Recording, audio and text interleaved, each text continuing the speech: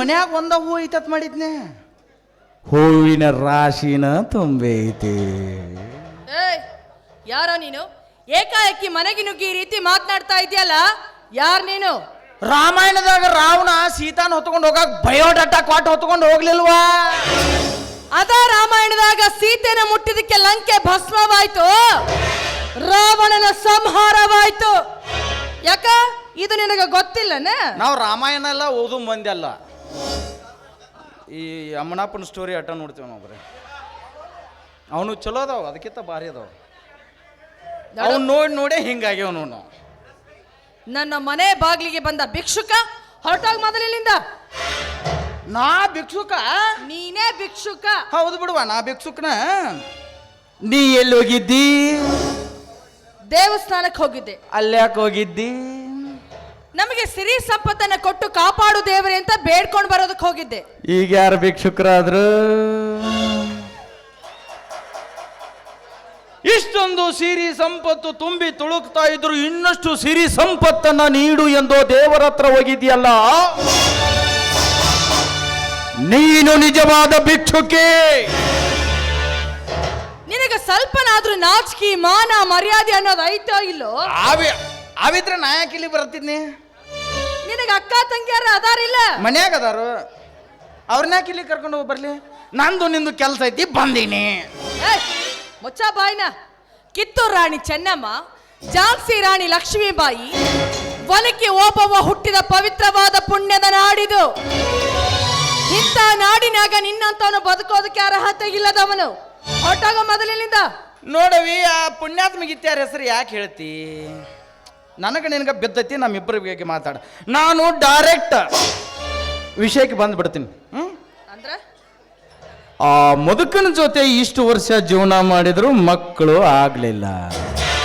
ಒಂದೇ ಒಂದು ದಿನ ನನ್ನ ಜೊತೆ ಸಹಕಾರ ನೋಡು, ಬಂಜಿ ಅನ್ನೋ ಪದ ಹೋಗಿಸಿ ಮಕ್ಕಳ ಭಾಗ್ಯ ನೀಡ್ತೀನಿ. ನೀ ಚೀರಾಡಬೇಡವಾ, ನೀ ಹೂ ಅಂದ್ರ ಅಟ್ಟ. ನನ್ನ ಗಂಡನ ಪಾದದ ಧೂಳಿಗೂ ಸಮನಾಗದ ಪಾಪಿ ನಮ್ಮ ಮನೆಯಲ್ಲಿ ನಿಂತು ನನಗೆ ಈ ರೀತಿ ಮಾತನಾಡ್ತೀಯ? ಎಲ್ಲಿ ನಿಂತು ಮಾತಾಡೋದನ್ನ ಕೇಳಿ ನೀ ಹೂ ಅಂದ್ರ ಹೂ ಅನ್ನು ಅಲ್ಲೇ ನಿಂದ್ರದ. ನೀನು ಬಾಯಿ ಮಾತಿಂದ ಹೇಳೋದ್ರೆ ಕೇಳೋ ಗಂಡಸ ಅಲ್ಲ ಅಂತ ಕಾಣಿಸುತ್ತ. ಮತ್ತೇನ್ ಮಾಡ್ಬೇಕತಿ? ಏನು ಮಾಡ್ತೀನ? ನಿನ್ನಂತವನು ಸಾಯೋದಕ್ಕೆ ಸಿದ್ಧನಾಗಿರು.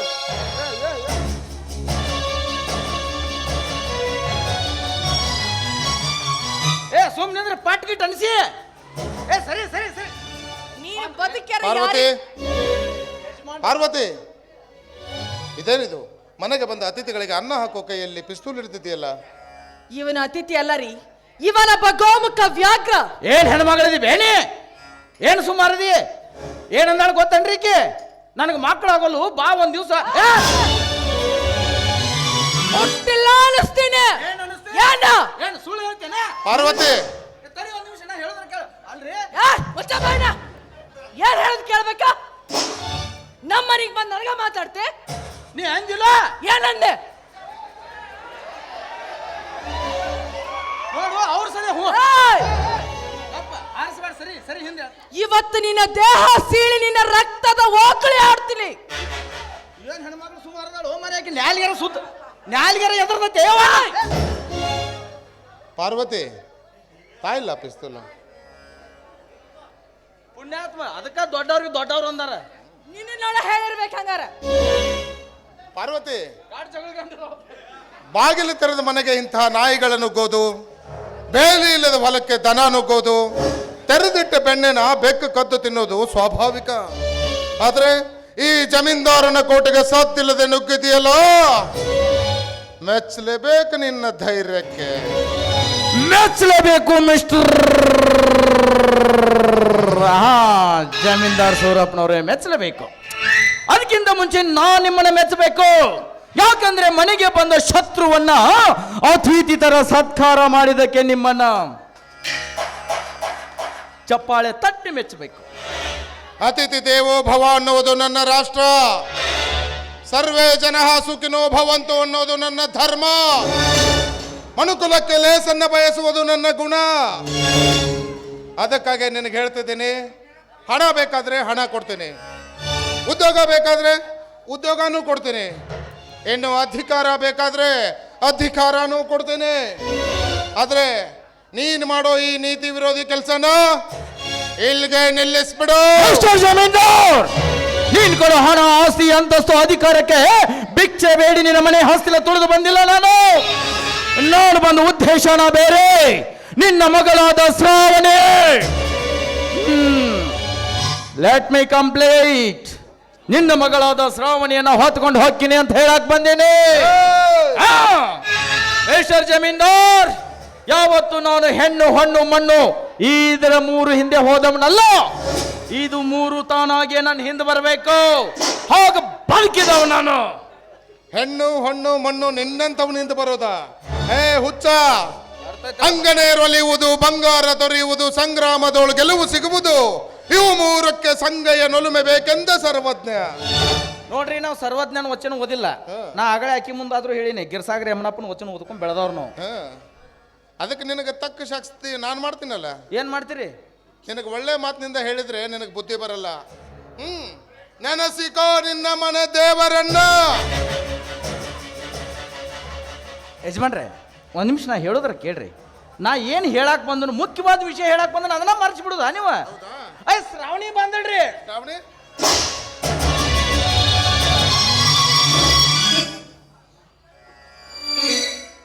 ಬದುಕಿಕೊಂಡ ಮಗನೇ. ಯಾಕೋ ಏನು, ಇವನು ಮನೆಗೆ ಬಂದು ಹೋದ್ಮೇಲೆ ನನಗೆ ತುಂಬಾ ಭಯ ಆಗ್ತಾ ಇದೆ ರೀ. ಭಯ ಪಡಬೇಡ ಪಾರ್ವತಿ. ಇಂಥ ಗೋಮುಖ ವ್ಯಾಘ್ರಗಳು ಹೇಗಿದ್ದಾವೆ, ಅವನ್ನ ಹೇಗೆ ಮಟ್ಟ ಹಾಕಬೇಕು ಅಂತ ನನಗೆ ಚೆನ್ನಾಗಿ ಗೊತ್ತಿದೆ. ನೀನೇನು ಭಯ ಪಡಬೇಡ. ಅಂದಹಾಗೆ ಶ್ರಾವಣಿಯಲ್ಲಿ ಬೆಳಗ್ಗೆನೆ ಜಾಗಿಂಗ್ ಹೋಗಿದ್ದಾಳೆ, ಇಷ್ಟೊತ್ತಿಗಾಗ್ಲೇ ಬರಬೇಕಾಗಿತ್ತು. ಅದು ಬಂದ್ ನೋಡಿ. ಪಾರ್ವತಿ, ಇಲ್ಲಿ ನಡೆದಿರೋ ವಿಷಯ ಶ್ರಾವಣಿಗೇನು ಗೊತ್ತಾಗಬಾರ್ದಾ? ಸರಿ.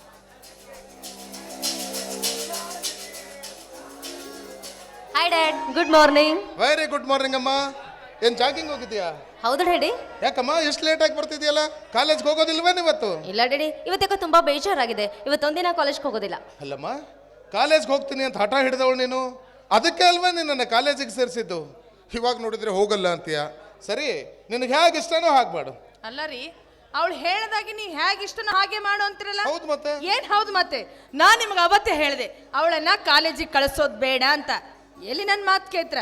ಈಗ ನೋಡಿದ್ರೆ ಕಾಲೇಜ್ ಹೋಗೋದಿಲ್ಲ ಅಂತಾಳೆ. ಹೌದಮ್ಮ, ಕಾಲೇಜ್ಗೆ ಹೋಗಲ್ಲ ಅಂತೀಯಲ್ಲ. ಕಾಲೇಜಲ್ಲಿ ಅಥವಾ ರೋಡಲ್ಲಿ ಫ್ರೆಂಡ್ಸ್ ಜೊತೆ ಏನಾದರೂ ಜಗಳ ಮಾಡಿದೀಯಾ? ಹಾಗೇನಿಲ್ಲ ಡ್ಯಾಡಿ. ಅದು ನಿನ್ನೆ ರಾತ್ರಿ ಕನಸಿನಲ್ಲಿ ಒಂದು ವಿಷಪೂರಿತ ನಾಗರ ಹಾವು ನನ್ನ ರಸ್ತೆಯಲ್ಲಿ ತಡೆದು ಕಚ್ಚಲಿಕ್ಕೆ ಬಂದಿತ್ತು ಡ್ಯಾಡಿ. ಕನ್ಸಲ್ಲಿ ಬಂದಿತ್ತೋ ಅಥವಾ ಕಾಲೇಜ್ ರೋಡಲ್ಲಿ ಬಂದಿತ್ತೋ? ಶ್ರಾವಣಿ, ಈ ನಿನ್ನ ಚಿಕ್ಕಪ್ಪ ಸುತ್ತೂರಿಗೆ ಜಮೀನ್ದಾರ ಯಾವ ಏರಿಯಾದಲ್ಲಿ ಎಂಥ ವಿಷ ಸರ್ಪಗಳಿದಾವೆ ಅಂತ ನನಗೆ ಚೆನ್ನಾಗಿ ಗೊತ್ತಿದೆ. ಅವನ್ನ ಹೇಗೆ ಮಟ್ಟ ಹಾಕಬೇಕು ಅಂತಾನೂ ಗೊತ್ತು. ನೋಡಮ್ಮ, ನೀನೇನು ಭಯ ಪಡಬೇಡ. ನಾಳೆಯಿಂದ ನೀನು ಕಾಲೇಜ್ಗೆ ಹೋಗೋದಕ್ಕೆ ನಿನಗೆ ಸೆಕ್ಯೂರಿಟಿ ಅರೇಂಜ್ ಮಾಡ್ತೀನಿ, ಓಕೆನಾ? ಶ್ರಾವಣಿ, ಅವನ್ ಯಾರು ಅಂತ ಹೇಳಮ್ಮ. ಆ ಮುಳ್ಳನ್ನ ಚಿಕ್ಕದಿರುವಾಗಲೇ ಕಿತ್ತಿ ಬಿಸಾಕಬೇಕು. ಇಲ್ಲದಿದ್ರೆ ಮುಂದೆ ದಾರಿಯಲ್ಲಿ ಓಡಾಡೋರಿಗೆ ತುಂಬಾ ತೊಂದರೆ ಮಾಡುತ್ತೆ. ಹೇಳು, ಅವನ್ ಯಾರು ಅಂತ. ಹೌದಮ್ಮ, ಆ ಗೋಮುಖ ವ್ಯಾಘ್ರ ಯಾರು ಅಂತ ಹೇಳು. ಅವನ್ನ ಹುಟ್ಲಿಲ್ಲ ಅನ್ನಿಸ್ಬಿಡ್ತೀನಿ. ಹೇಳಮ್ಮ, ಹೇಳಮ್ಮ, ಹೇಳು.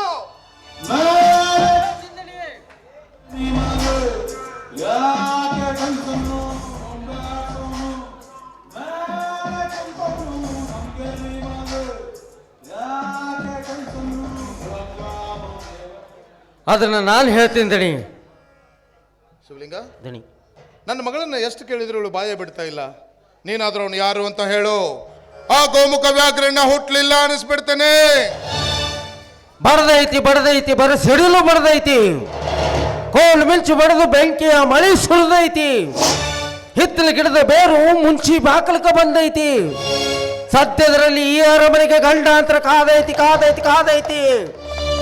ಶಿವಲಿಂಗಣ್ಣ, ನೀನ್ ಹಿಂಗ ಬುಡುಬುಡಿಕೆನ ಮಾತಿನಂಗ ಹೇಳಿದ್ರ ನಮಗೇನ್ ಅರ್ಥ ಆಕೈತಿ? ಅದೇನು ಅಂತ ಬಿಡಿಸಿ ಹೇಳಿದ್ರ ನನ್ನ ಮನಸ್ಸಿಗೂ ಸ್ವಲ್ಪ ಸಮಾಧಾನ ಆಕೈತಿ. ಅವತ್ತು ಶ್ರಾವಣಿನ ಈ ಮನೆಗೆ ಬಿಟ್ಟು ಹೋಗಬೇಕಾದ್ರೆ ನಾನೊಂದು ಮಾತು ಹೇಳಿದ್ದೆ, ನೆನಪೈತೆ ಆ ತಾಯಿ? ಪ್ರತಿ ಅಮಾವಾಸ್ಯೆ ದಿನ ಸೂರ್ಯ ಹುಟ್ಟಿದಾಗಿನಿಂದ ಸೂರ್ಯ ಮುಳುಗೋವರೆಗೂ ನಿಮ್ಮ ದೇವರ ಜಗಲಿ ಮ್ಯಾಗಿರುವ ದೀಪ ಕಾಯಬೇಕು ಅಂತ ಹೇಳಿದ್ದೆ. ಅದ್ರಾಗೇನೋ ಎಡವಟ್ಟಾಗೈತಿ.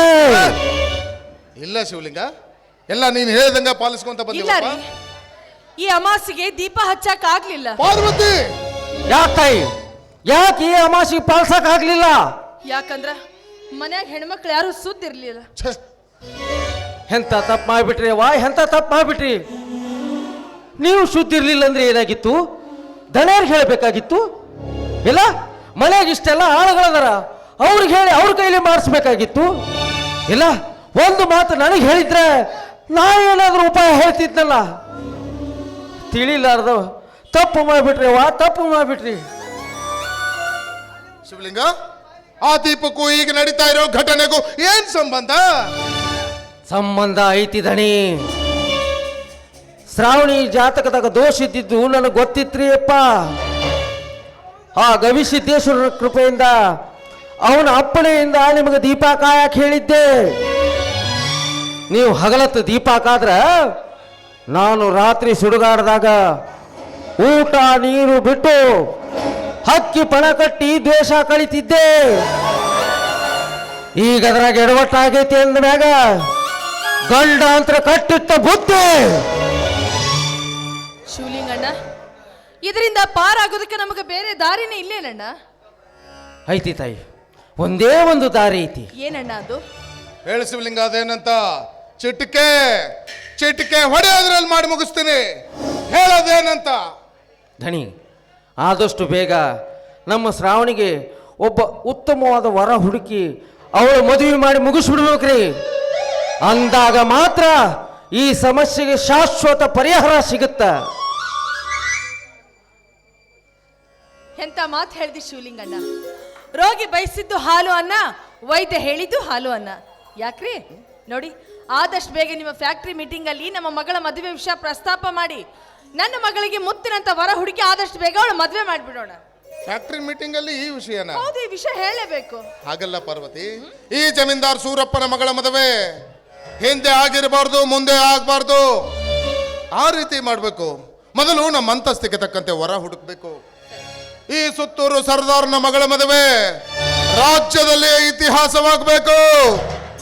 ಅದೆಲ್ಲಕ್ಕಿಂತ ಮೊದಲು ನನ್ನ ಮಗಳ ತಂಟೆಗೆ ಬಂದ ಗೋಮುಖ ವ್ಯಾಘ್ರನ ಸುಟ್ಟು ಭಸ್ಮ ಮಾಡಿ ಬರ್ತೇನೆ.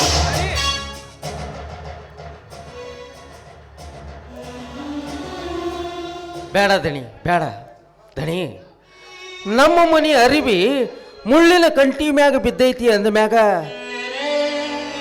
ಅದು ಹರಿಲಾರ್ದಂಗ ಜಾಗೃತಿಯಾಗಿ ತಕ್ಕೋಬೇಕಾಗಿದ್ದು ನಮ್ಮ ಕರ್ತವ್ಯ. ಅಪರ ಸಿಟ್ಟಿನ ಕೈಯಾಗ ಬುದ್ಧಿ ಕೊಟ್ಟು ಅನಾಹುತ ಮಾಡಕ್ ಹೋಗ್ಬೇಡ್ರಿ. ಅದನ್ನ ಅವ್ರ ಕೈಯಾಗ ಕೊಟ್ಬಿಡ್ರಿ ಅಪ್ಪ, ಕೊಟ್ಬಿಡ್ರಿ. ಹೌದ್ರಿ, ಶಿವಲಿಂಗಣ್ಣ ಹೇಳ್ತಿರೋ ಮಾತು ಖರೇನೆ ಐತಿ. ಕೆಸರಿನ ಮೇಲೆ ಕಲ್ಲೊಗದು ಆ ಕೆಸರನ್ನ ನಮ್ಮ ಮುಖಕ್ಕೆ ಸಿಡಿಸ್ಕೊಳ್ಳೋದಕ್ಕಿಂತ ಆದಷ್ಟು ಬೇಗ ನಮ್ಮ ಶ್ರಾವಣಿ ಮದುವೆ ಮಾಡಿ ಬಿಟ್ರೆ ಈ ಸಮಸ್ಯೆನ ಬಗ್ಗೆ ಹರಿತೈತಲ್ಲ. ಶಿವಲಿಂಗ, ನಾನು ಫ್ಯಾಕ್ಟ್ರಿ ಮೀಟಿಂಗ್ ಹೋಗಿ ಬರ್ತೀನಿ, ನೀನು ಊಟ ಮಾಡ್ಕೊಂಡು ಹೋಗು. ಸರಿ.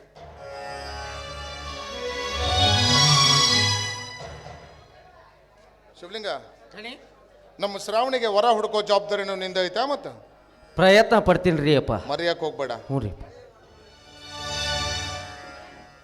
ಶಿವಲಿಂಗಣ್ಣ, ಎಂತ ಸಿಹಿ ಸುದ್ದಿ ಹೇಳಿ ಇವತ್ತಿಲ್ಲೇ ಊಟ ಮಾಡಿ ಹೋಗು. ಬ್ಯಾಡ್ರಿ ಅವ, ಇದನ್ನೆಲ್ಲ ನೋಡಿ ನನಗೆ ಯಾಕೋ ಹೊಟ್ಟೆ ಹಸ್ತಿಲ್ಲ. ಅವರ ಅದು ಏನು ಕೊಡ್ಬೇಕಂತೀರೋ ಜೋಳಿಗೆಯಾಗಿ ನೀಡಿಬಿಡ್ರಿ ಅವ. ಹೊಟ್ಟೆ ಹಸ್ದಾಗ ಆ ಸಿದ್ದಪ್ಪಜ್ಜಿಗೆ ನೈವೇದ್ಯ ಹಿಡಿದು ಪ್ರಸಾದ ಅಂತ ಸ್ವೀಕಾರ ಮಾಡ್ತೀನಿ ರೀ ಅವ. ಶ್ರಾವಣಿ, ಶಿವಲಿಂಗಣ್ಣ, ಹೌದು. ನನ್ನ ಮಗಳಿಗೆ ಒಂದು ಒಳ್ಳೆ ಹೊರವಾರ ಹುಡುಕೋ ಜವಾಬ್ದಾರಿ ನಿನ್ ಮೇಲೂ ಇದೆ. ಪ್ರಯತ್ನ ಪಡ್ತೀನಿ ರೀ ಅವ.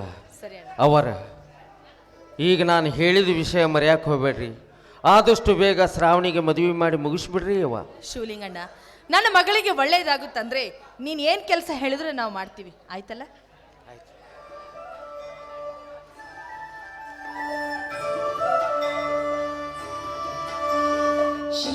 ಭಿಕ್ಷಕ್ಕೆ ಬಂದ ನೀನು ಬಾರೆ ತಂಗಿ, ಇವನಂತ ಜನರಿಲ್ಲ ನೋಡು ಬಾರೆ. ನನಗಿನ್ನ ಅಪ್ಪಣೆ ಕೊಡ್ರಿ, ನಾನು ಬರ್ತೀನಿ ರೀ ಅವ. ಸರಿ.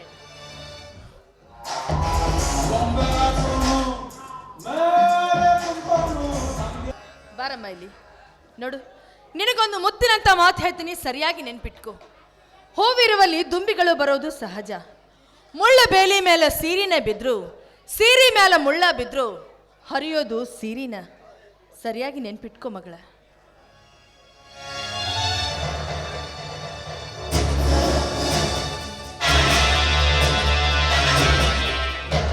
ಮಿಸ್ಟರ್ ನೀಲಕಂಠ, ಶಾಂತಿ ತವರಾದ ಈ ನನ್ನ ತವರು ಮನೆಯಲ್ಲಿ ಅಶಾಂತಿಯನ್ನು ಎಬ್ಬಿಸ್ಲಿಕ್ಕೆ ಕಾರಣೀಕರ್ತನದ ನಿನ್ನನ್ನು ನಾನು ಯಾವತ್ತೂ ಸುಮ್ಮನೆ ಬಿಡೋದಿಲ್ಲ. ಹೆಣ್ಣು ಒಲಿದ್ರೆ ನಾರಿ, ಬಂಗಳ ಮುಳುಗಿದ್ದೆ ಆದ್ರೆ ಮಹಾಮಾರಿ ಆಗಿರ್ತಾಳೆ ಎಂಬ ಮಾತಿನಂತೆ ನೀನು ಬದುಕುತ್ತಿರೋ ಪ್ರತಿ ಹೆಜ್ಜೆ ಹೆಜ್ಜೆಗೂ ನೋವು ಪಡ್ತಾನೇ ಇರಬೇಕು. ಹಾಗೆ ನಾನು ಮಾಡ್ತೀನಿ. ಒಂದು ಹೆಣ್ಣಿಗೆ ತಲೆ ತಗ್ಸಿ ತಾಳಿ ಕಟ್ಟಿಸ್ಕೊಳ್ಳೋದು ಗೊತ್ತು, ಪ್ರಸಂಗ ಬಂದ್ರೆ ಅದೇ ತಲೆನ ಎತ್ತಿ ತಲೆ ತೆಗೆಯೋದು ಚೆನ್ನಾಗಿ ಗೊತ್ತು.